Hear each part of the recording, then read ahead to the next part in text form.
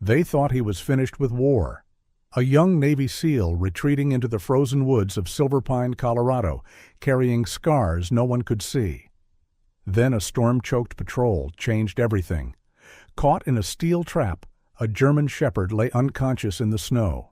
4 tiny puppies crying against her fading warmth. But she wasn't alone.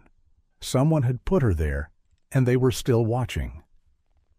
As he cut her free, their eyes met, and a hunt quietly began. He thought he was saving a dog that night. He didn't know he was stepping into a fight far from over. If this story grips you, subscribe for stories of courage, justice, and unbreakable bonds. Winter had tightened its grip around Silver Pine, Colorado, with the kind of cold that didn't rush but settled in slowly, patiently, until it reached the bone. Snow fell in heavy, wind-driven sheets, blurring the outlines of the mountain town and turning the surrounding pine forest into a shifting wall of white and shadow. The sky hung low and dull, pressing down as if daring anyone to challenge it. On the northern edge of that forest lived Elias Hunter. At 28, Elias was young by most standards, but nothing about him felt unfinished. He stood tall and lean, his frame hardened by years of military training, shoulders broad beneath a weather-worn winter parka. His dark hair was clipped short in a regulation cut he hadn't yet bothered to let grow out, and faint stubble traced his jaw, shadowing a face marked more by restraint than expression. His eyes, steel blue and constantly alert, carried a tension that never fully released, even in stillness. Elias had returned to Silver Pine 3 months earlier, officially separated from the Navy SEALs after his final deployment. The paperwork called it an honorable discharge. The doctors called it post-traumatic stress. Elias didn't bother naming it. He only knew the mountains were quieter than anywhere else he'd tried to sleep, and that quiet, out here, didn't feel like a lie. That afternoon, the quiet fractured. Elias moved through the forest alongside a small park ranger patrol, boots crunching steadily through fresh snow. He volunteered with the rangers whenever his sleep allowed. Trail checks, winter patrols, anything that gave his hands and body a purpose. The repetition helped. Focus helped. A few steps behind him was Carter Mills, a junior ranger barely into his 20s. Carter had a slim build and a narrow face reddened by cold, his green ranger jacket still stiff and new-looking compared to Elias's worn gear. His eyes darted frequently toward the trees, a mix of vigilance and nerves that betrayed his relative inexperience. "Tracks again," Carter said, crouching near a disturbed patch of snow. "Same stretch as last week." Elias knelt beside him, studying the marks. They weren't random. There was intent in the spacing, the placement. "Human," Elias said quietly. "Not just animals." Carter nodded, lowering his voice. "We've had several reports this month. Deer, a fox, even a mountain dog, injured by steel traps. Illegal ones? We can't pin down who's setting them." Elias straightened slowly. The word trap settled uncomfortably in his chest. The ranger radio crackled, dispatch calling them back toward the southern trailhead as visibility worsened. Elias turned to follow, then stopped. A sound cut through the wind. Sharp, frantic, barking. Elias raised a gloved hand, signaling the patrol to pause. He tilted his head, filtering noise instinctively, separating wind from signal. The barking came again, higher pitched this time, layered with thin, desperate yelps. "That's close," Carter said, unease creeping into his voice. Elias was already moving. He broke from the trail, pushing into dense underbrush as branches snapped back against his sleeves.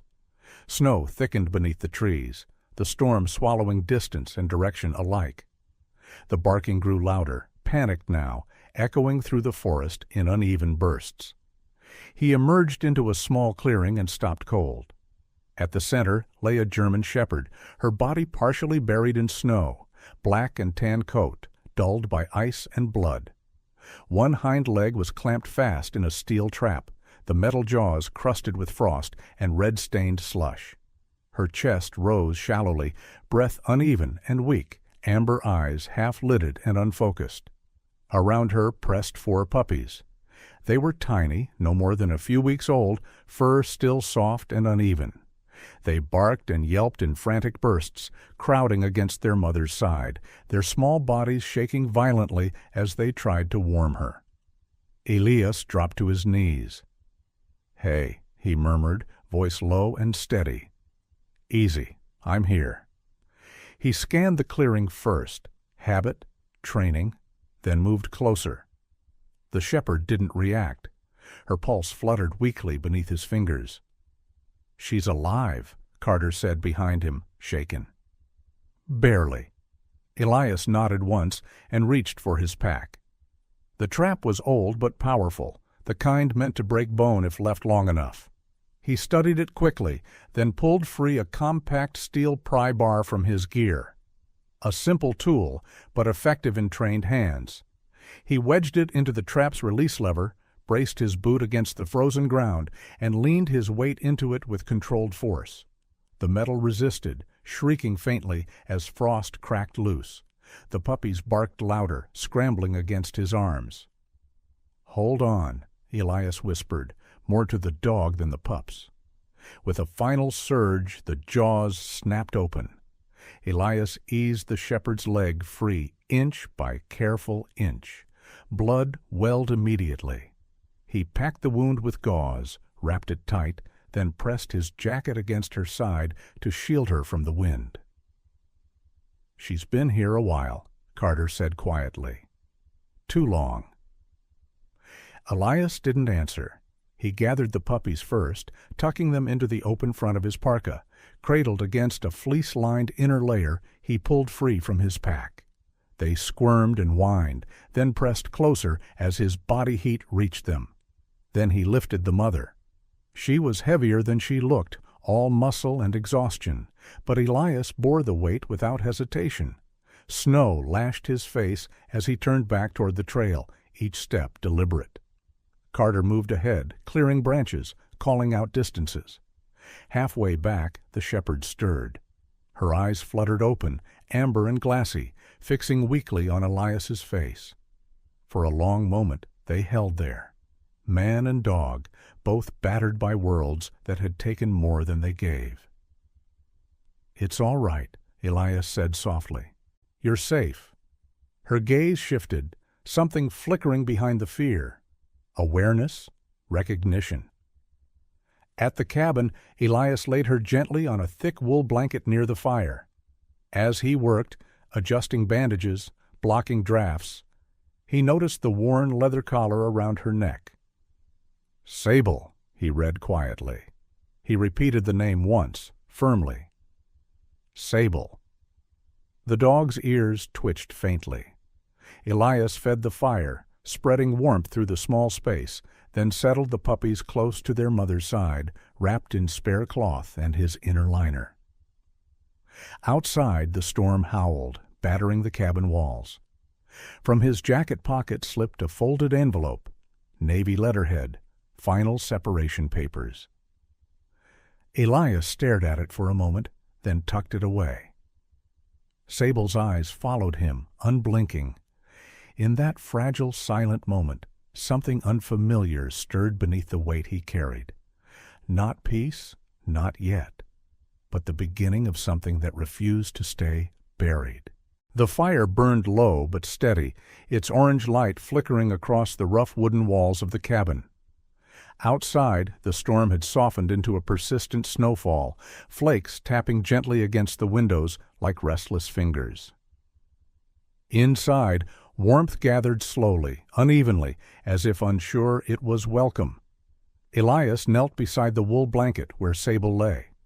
The German shepherd was awake now, though only barely. Her amber eyes followed every movement of his hands, alert but clouded with fear. One hind leg was wrapped thick with bandages, stained dark where blood had already seeped through. Each breath she took came shallow, measured, as if she were counting them. Elias worked carefully, stripping off his gloves, then his jacket, sleeves rolled high. He warmed water near the fire, testing it against his wrist before pouring it slowly over the wound. The scent of antiseptic filled the air, sharp and clean. "It's going to sting," he murmured, though he wasn't sure she understood the words. "I'll be quick." The moment warm water touched torn flesh, Sable flinched violently. A low growl vibrated in her chest, not aggressive, but panicked. Elias froze instantly, hands lifting away, palms open. "Hey, easy," he said softly. The growl faded, but the sound unlocked something he had spent months keeping buried. The crackle of the fire shifted, sharp and sudden.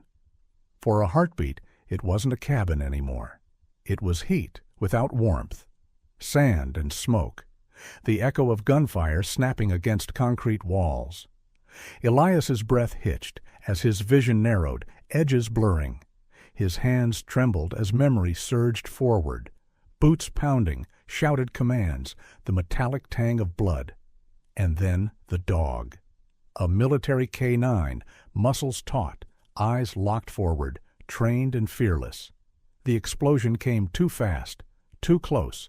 The blast threw Elias hard against a wall, knocked the breath from his lungs. When the dust cleared, the dog lay still, broken beneath rubble, meant for men. "Stay with me," Elias whispered now, the words torn from somewhere deep and raw. He sucked in a sharp breath, grounding himself the way he'd been taught. "Name 5 things you can see. 4 you can feel. 3 you can hear. The fire, the floor, the weight of silence." The growl was gone. In its place came a soft whimper. Elias looked down. Sable's eyes were wide, her body tense, but she wasn't fighting. She was watching him, waiting. He forced his breathing to slow, then reached for her again, this time moving even more gently. He cleaned the wound with steady hands, rewrapped the bandages, then covered her with a thick blanket, pulled close around her ribs. Nearby, the 4 puppies had woken fully. They wobbled across the floor on unsteady legs, clambering over Elias's boots, his knees, each other. One tumbled into his lap and squeaked in protest. Another latched onto his sleeve with tiny teeth. Elias let out a startled sound, half laugh, half disbelief. The sound felt foreign, rusted, but it was real. "All right," he said quietly, smiling despite himself. "You win." The puppies settled against him, warmth radiating through layers of fabric. For the first time in weeks, Elias felt something loosen in his chest. A knock came at the door. Elias stiffened instantly, instinct snapping back into place. He rose, crossed the room in silence, and cracked the door open.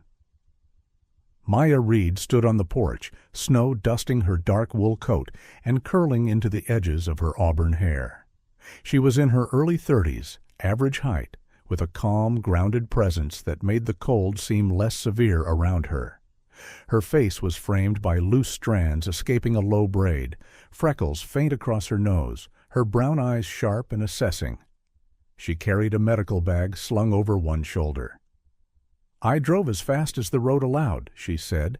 "You said it was bad." Elias stepped aside. "It is." Inside, Maya knelt beside Sable immediately, movements practiced and confident. She spoke softly as she examined the leg, checked gums, pressed gently along ribs and spine. Sable tensed but didn't snap. Her eyes flicked between Maya and Elias, uncertain, but she stayed still. "She's in rough shape," Maya said after a long moment. "Severe trauma, infection risk, but—" She looked up, meeting Elias's gaze.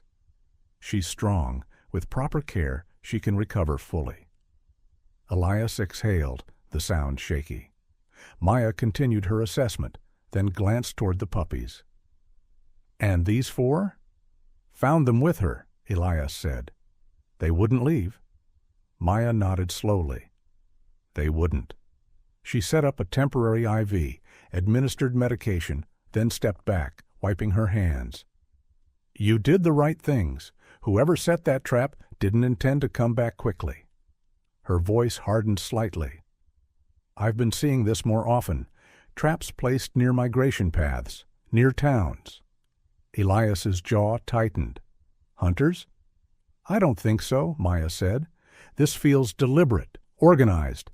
Someone looking to capture animals alive. Dogs, wolves, sell them out of state. Silence settled between them. Elias looked down at Sable, then at the puppies pressed close to her side. Trouble had a way of finding him, even when he didn't go looking for it. I didn't come back here to fight battles, he said quietly. Maya studied him for a long moment. I know, but you also didn't turn away in the snow. Their eyes held. Something unspoken passed between them. Recognition, concern, questions neither was ready to voice. I'll come back tomorrow, Maya said finally. Check the wound again. In the meantime, keep her warm. Keep her calm. She paused at the door. And Elias, if you hear anything else out there, call me, or the rangers. After she left, the cabin felt quieter, but not empty. Elias settled back onto the floor beside the fire. Sable's breathing had evened out, her eyes drifting closed. Again. One of the puppies pressed against his leg, another against his boot. He stared into the flames, conflicted. He wanted peace. He wanted distance from everything that had nearly destroyed him. But the instincts that had kept him alive hadn't faded. They waited, watched, ready. And somewhere deep inside, Elias knew this wasn't over. Snow kept falling over Silver Pine, but it no longer felt as heavy inside the cabin. The fire burned brighter now, fed often, its warmth pushing back against the cold that crept through the chinks in the logs.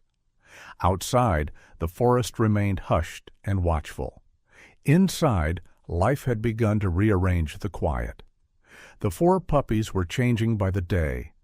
Birch was the first to wake each morning, nose already working as he patrolled the cabin floor with quick, precise steps. His ears tilted constantly, tracking sounds no one else noticed. He learned fast, adapting to space and movement with a sharpness that made Elias pause more than once. Ember stayed closer to the fire.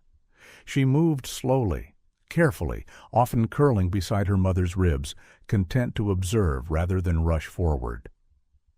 When Elias sat on the floor, she would inch toward him, rest her chin against his knee, and sigh as if the world were finally steady. Lark made a game of everything.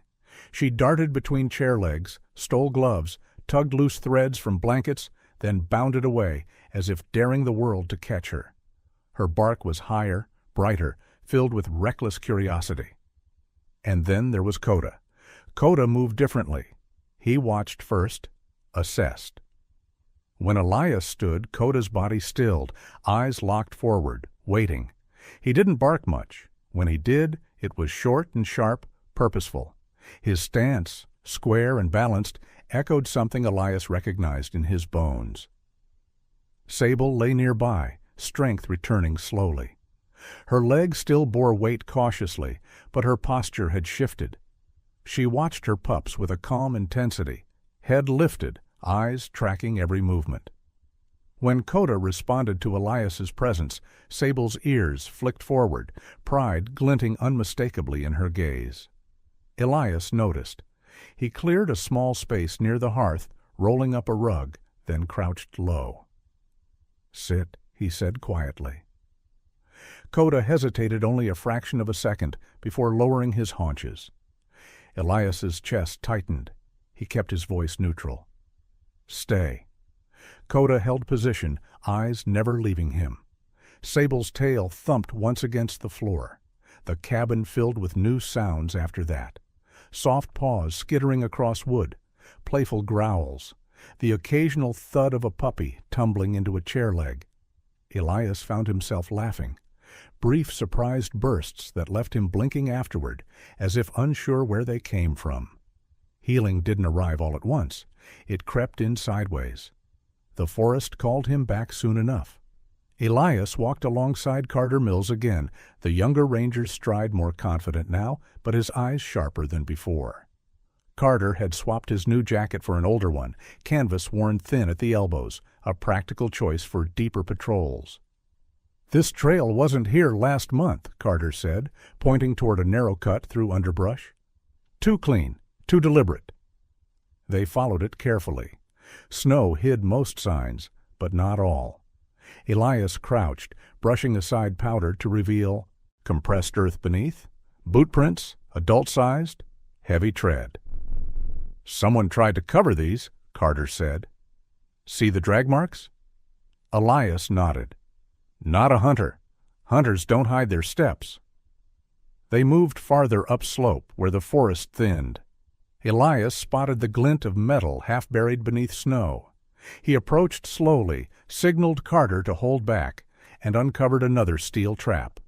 Nearby, the snow was stained faintly, as if something had been pulled away in a hurry. Carter exhaled sharply. "That makes 5 this week." They marked coordinates, photographed the site, and dismantled the trap. The work felt familiar, methodical, controlled. Elias welcomed the clarity it brought. Later that afternoon, Maya Reed arrived at the cabin again. She shook snow from her boots and shrugged off her coat, revealing a thick knit sweater beneath. Her movements were efficient, practiced, but her eyes softened when she saw Sable rise to greet her. "She's healing well," Maya said after checking the leg. "No fever, swelling's down." She paused, then reached into her bag and withdrew a sealed sample vial.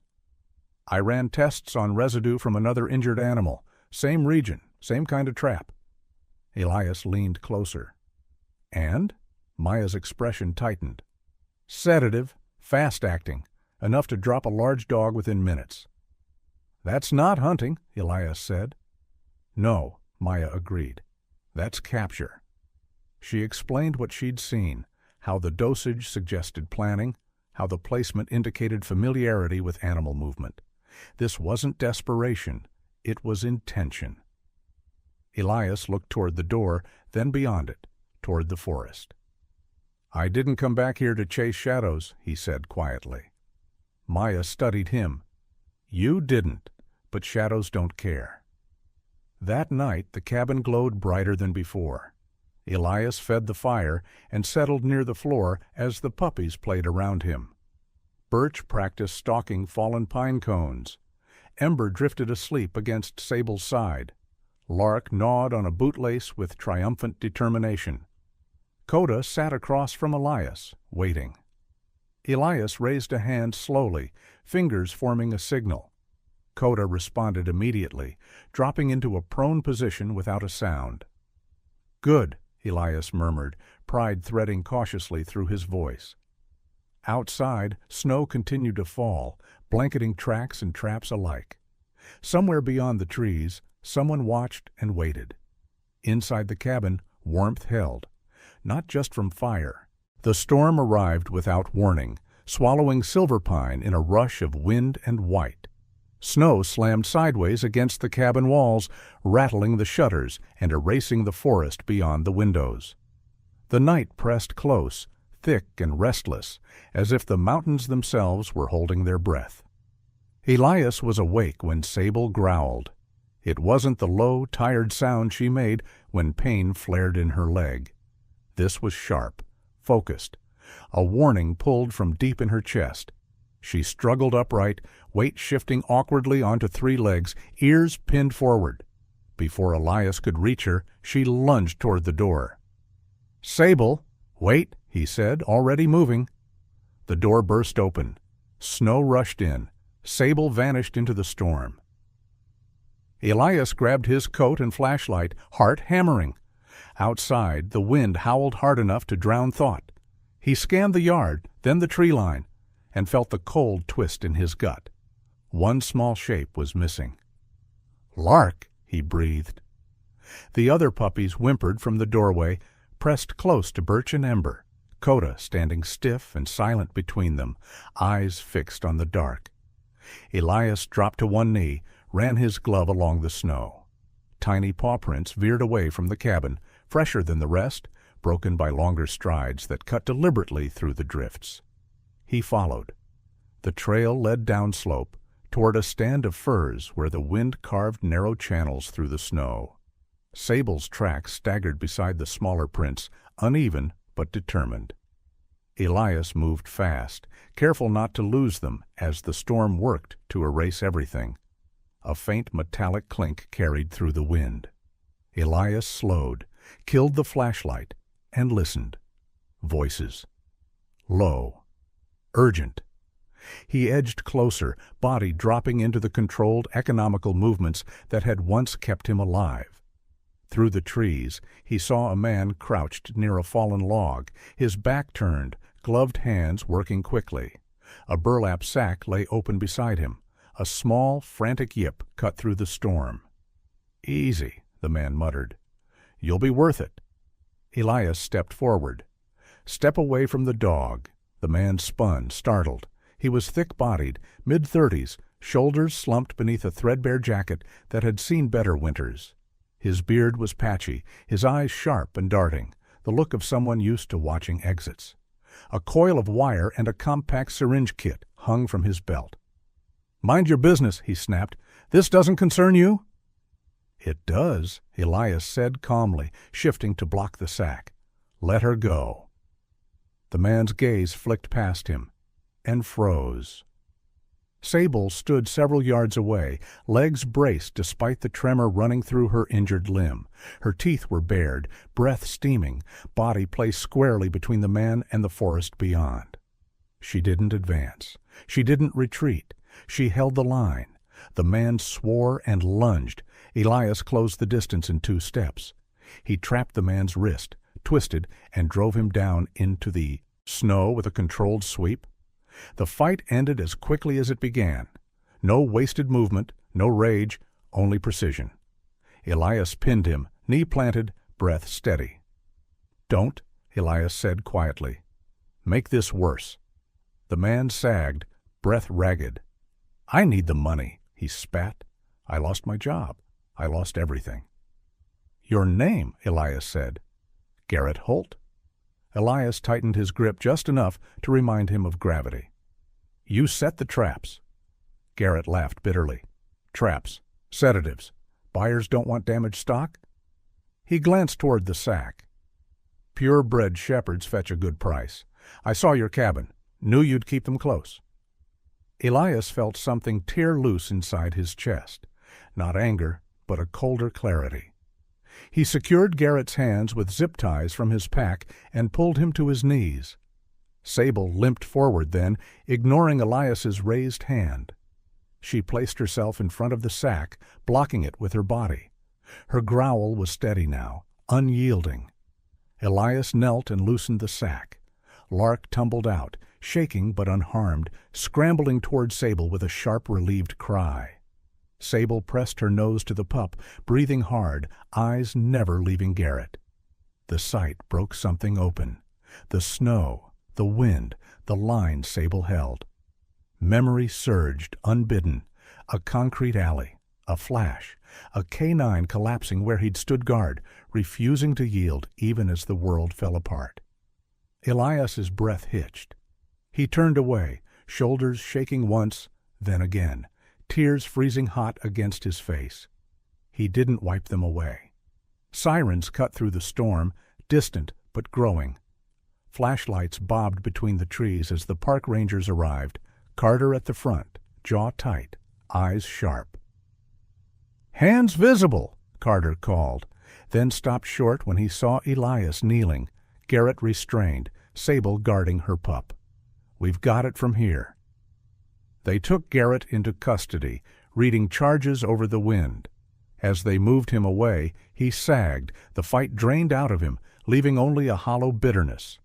The Rangers began marking locations, radios crackling as they coordinated a sweep to recover every trap. The forest felt like it exhaled. Another set of lights appeared on the trail. Maya Reed ran the last few steps, hair loose from her braid, coat unbuttoned, breath quick. She dropped beside Sable without hesitation, hands gentle and sure as she checked the leg. You shouldn't have run, Maya whispered, voice breaking. She wrapped Sable in her arms, pressing her forehead to the dog's neck. But thank you. Sable leaned into the embrace, strength finally giving way. Maya looked up at Elias then. Snow clung to his lashes, his face raw and unguarded. She understood without asking. She rose and pulled him into a brief, firm hug, grounding, wordless. You faced it, she said softly. That's not nothing. The storm eased by degrees, leaving the forest quiet and altered. Elias carried Lark back toward the cabin. Sable, pacing beside him, limping but proud. Behind them, the rangers worked under falling snow, undoing harm one trap at a time. Inside the cabin, warmth closed around them. The puppies crowded close, Coda standing watch until Elias nodded and the tension drained away. Sable settled at last, her body curved protectively around all four. Elias fed the fire and sat on the floor, close enough to feel the steady rhythm of their breathing. The night had taken its toll, but it had given something back too. Not answers. Resolve. The cold eased its grip slowly, as if winter itself needed time to accept defeat. Snow still lay deep across Silverpine, but the air softened and the light changed. Mornings arrived with a pale gold sheen instead of iron gray, and the forest no longer felt like it was holding its breath. Inside the cabin, Sable stood square on all four legs. Her gait was steady now, her weight balanced, the stiffness gone from her injured limb.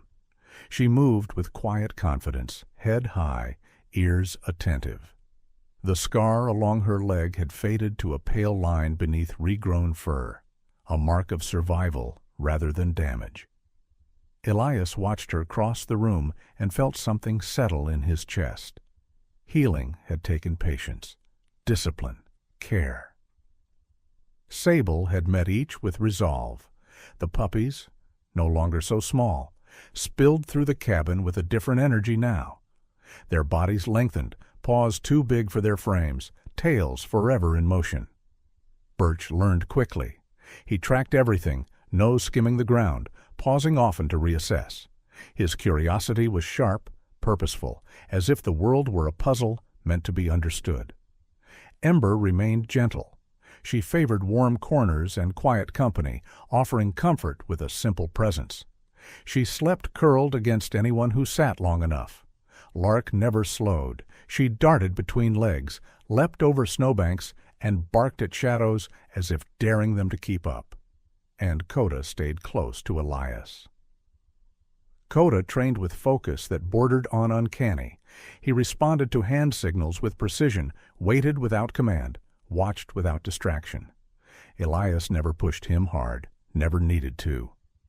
The bond formed naturally, a rhythm built on trust rather than force. When the time came, the town gathered. Silverpine's community center filled with warmth and murmured voices.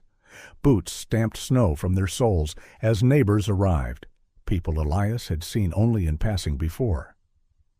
They came quietly, respectfully, drawn by a story that had spread through town without embellishment. 3 families stepped forward. Martha Keene, a widowed school librarian with silver hair and kind eyes, knelt first. Her hands trembled as Ember toddled toward her, pressed her nose against Martha's knee, and sat. Martha laughed softly through tears and nodded. A young couple, Aaron and Lydia Walsh, outdoorsy and bright-eyed, took Lark next. Lark tugged at Aaron's glove and barked once, triumphant, as if she'd already claimed him. Birch chose for himself. He approached Daniel Rourke, a quiet carpenter with calloused hands and a patient smile, and sat squarely at his feet. Daniel looked up, surprised, then grinned. "All right," he said. "I get the message." Elias stood back, hands in his pockets, watching each goodbye. They weren't losses. They were beginnings. Coda stayed. Sable watched the exchanges with calm acceptance, tail low, but relaxed. When the last truck drove away, she turned back toward Elias, eyes steady. The forest found a new rhythm after that. With Maya Reed at the helm, the town launched an initiative that spread faster than anyone expected. They called it No Traps in Our Woods. Signs went up along trails. Workshops were held at the ranger station. Locals learned how to spot illegal equipment and who to call. The rangers increased patrols, their presence visible and reassuring. Maya moved through it all with tireless resolve. She spoke plainly, listened carefully, and worked with hands that healed and a voice that carried conviction. Elias walked beside her, not as a soldier, but as someone who understood structure and follow-through. When the rescue unit approached him, he didn't answer right away. The Silver Pine Snow Rescue Team operated with a small kennel and a modest training yard at the edge of town. Their lead coordinator, Tom Alvarez, a broad-shouldered man in his 40s with windburned skin and a calm, practiced demeanor, met Elias one cold morning. "We could use someone like you," Tom said, nodding toward Coda. "Part-time, training support, winter operations." Elias looked down at Coda, who sat patiently, eyes bright. "Part-time," Elias said. "That I can do." Training days settled into a steady cadence. Elias taught with restraint, patience woven into every instruction. Coda thrived, learning scent work and obedience without losing the warmth that made him who he was. Sable watched from the sidelines, calm and present, a quiet anchor. Evenings returned Elias to the cabin. He fed the fire, listened to the wind soften against the walls, and found himself smiling more often than not. Maya visited when she could. Sometimes they talked, about cases, about town politics, about nothing at all. Sometimes they sat in companionable silence, shoulders brushing, warmth shared.